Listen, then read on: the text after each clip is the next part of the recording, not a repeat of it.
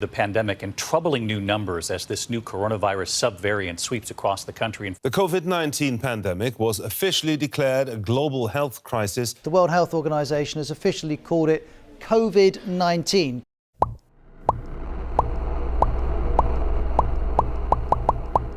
So, COVID-19. COVID-19 caused chaos in the world, and we're still actually paying for it.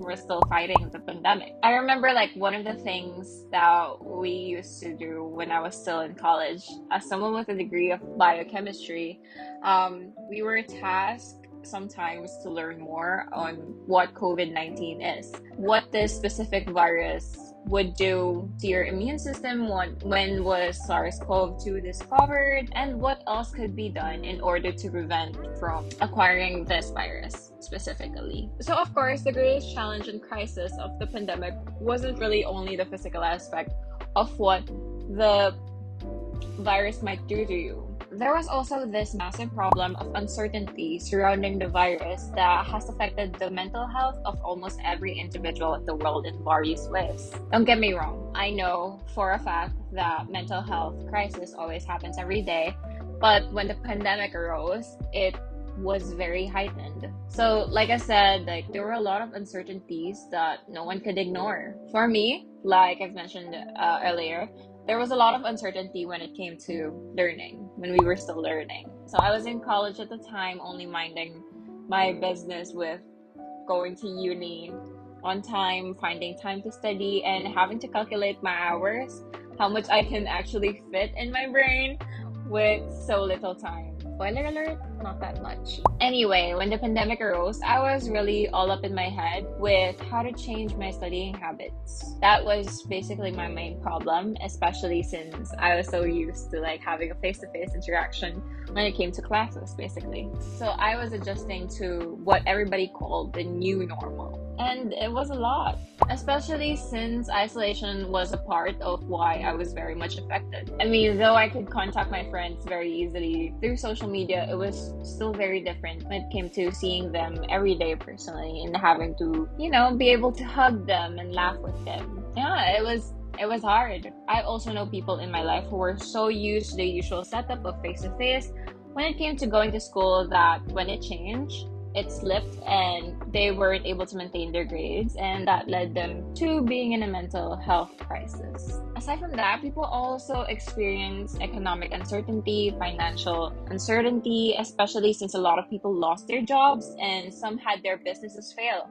Social isolation, like I said, so schooling children from home, having to cancel vacations, and many other reasons that are taking a toll on the mental health of everyone. It's not a surprise that all of these reasons and others have put various societies in the world in a state of trauma. So according to the Kaiser Family Foundation, 56% of the American adults say worry or stress has led to problems with eating and sleep schedules, increased consumption of alcohol. Many teenagers have started feeling sad and hopeless about their futures, which act as an added stress, thereby affecting their mental health. Panic attacks, anxiety, depression, and signs of suicidal thoughts all indicate that an individual's mental health is declining. For me, that's not all. There are also a lot of small signs that someone's mental health is declining. And as I said, it's the little things, like not being able to get up to shower, not being able to clean up the messes, no matter how much you tell yourself that you would do it, pushing people away, and any other things. A lot of people have been suffering with either one or more of these illnesses during the pandemic. Everyone has been finding ways on how to cope with, your mental health declining. However, in this time, it's still very little to our control. So the only thing that are supposed to be in our control is our thoughts, feelings, and behaviors. But even some of these is not always entirely under control. Negative mental health effects can begin immediately but can also last a very long time, which is why it's necessary for everyone to seek help as soon as possible, at the earliest, that you can already see that something is wrong. However, during this time, a lot of people were suffering with financial problems, so it was very hard to get professional help when it came to your mental health, especially disregarding the financial problems, there were a lot of shortage of mental health professionals. So it's very hard to seek help, especially when the waiting list for seeking a professional is like by a month or two or three or more than that even. So one of the things that might help when it comes to making you feel better, even if it's just only a short time, is having to go outside and breathe some fresh air. Now, if you're an introverted person like me, or going outside isn't something that you want, I found it really a struggle to be able to go outside and do all those things. So for me, like just a simple way of sitting up, listening to some music, and then reading books by an open window, that can actually help. There's also exercising that you can do.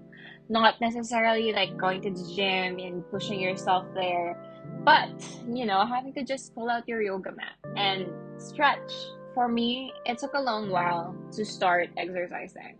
Like going to college and then having to deal with different stressors at that time, and then new ones since the pandemic had me reeling. It took like a mental battle with myself, because at one point I would start exercising. There's this certain energy that you get at one point, at like one day, and then you'll start exercising, and then I'll have to push myself to start exercising the next day.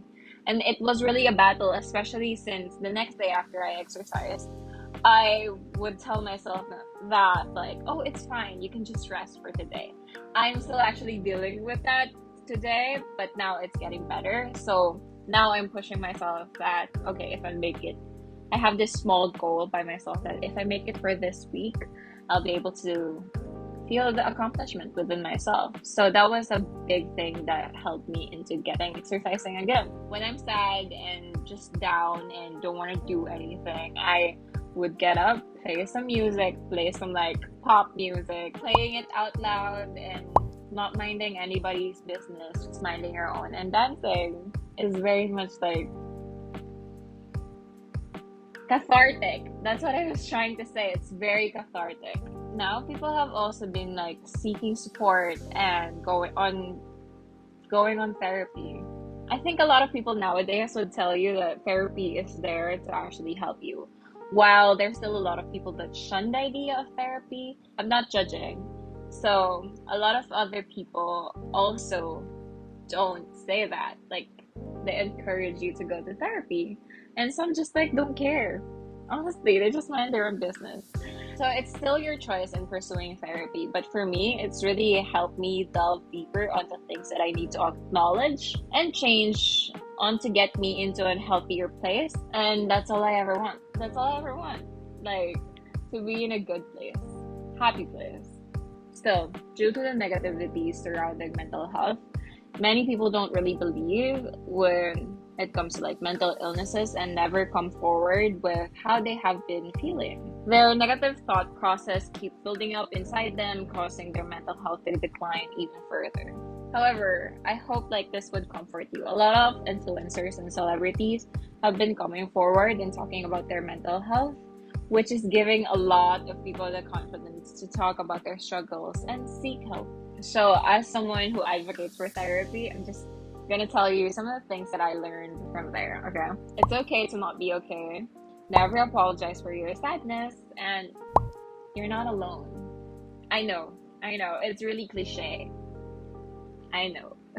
Like, because we've all heard these three things over and over again, but you can't deny that it's true.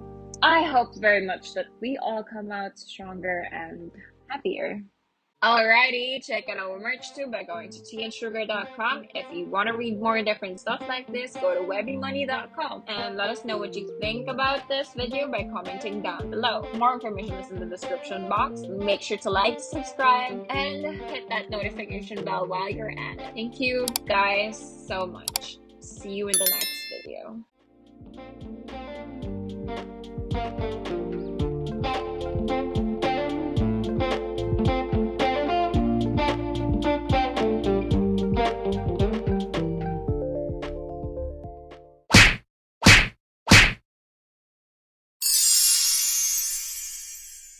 Hi. I know, new haircut, and I'm finally wearing makeup. Oh my god, I feel like myself again. Like, I miss wearing makeup. Like I feel like my skin's like getting cleared up already, so it's fine, it's safe. And I've been doing new routines, and by the way, I cut this myself. So like I kind of am blaming myself because I'm very impulsive when it comes to like my hair. But it looks nice. And it looks nice, and it doesn't look horrible that much. So I love it. Okay, let's start. Cost chaos.